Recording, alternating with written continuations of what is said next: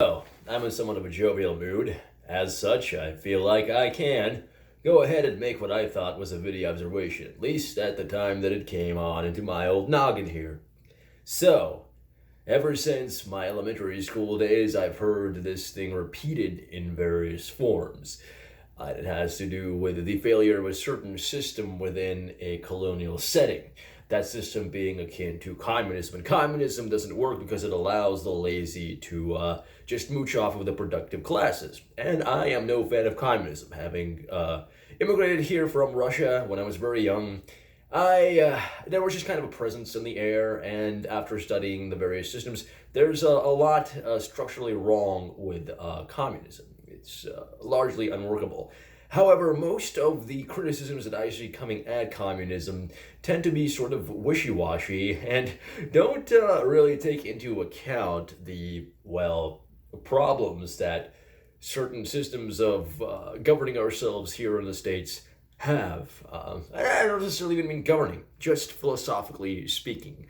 And this kind of super neat little story of, they were trying to have everybody have access to this pile of resources in this colony, and what happened was basically there were only a small number of people working that were really hard workers, and everybody else was just mooching. Okay, that's real cutesy.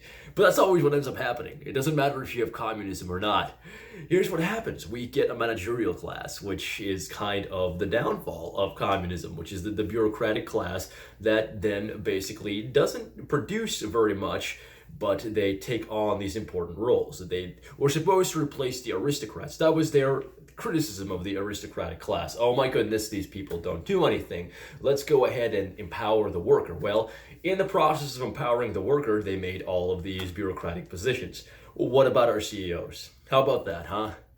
Yeah, you can call them hard driving, some of them are, but at the end of the day, without having a bunch of people produce all this stuff, like for instance, the Jeff Bezos of Amazon, without having all these people out in China producing all these cheap goods that get sent all over the country via his distribution center, he wouldn't have the position he has. And he's an extreme example, but extreme examples work of putting forward a case. If you want something a little bit more closer to home, think about middle management. What does middle management often do? Does it require very much skill? Could you take any assembly line worker off of your given hypothetical factory and have him eventually become a manager? I don't think it takes that much intellect to understand how to fill out a spreadsheet. And a lot of them don't even have to do that. They just follow a certain workflow, which you can lay out in a really simple chart, which if you have looked at any business textbook from a business school in your college, it's ridiculously simple.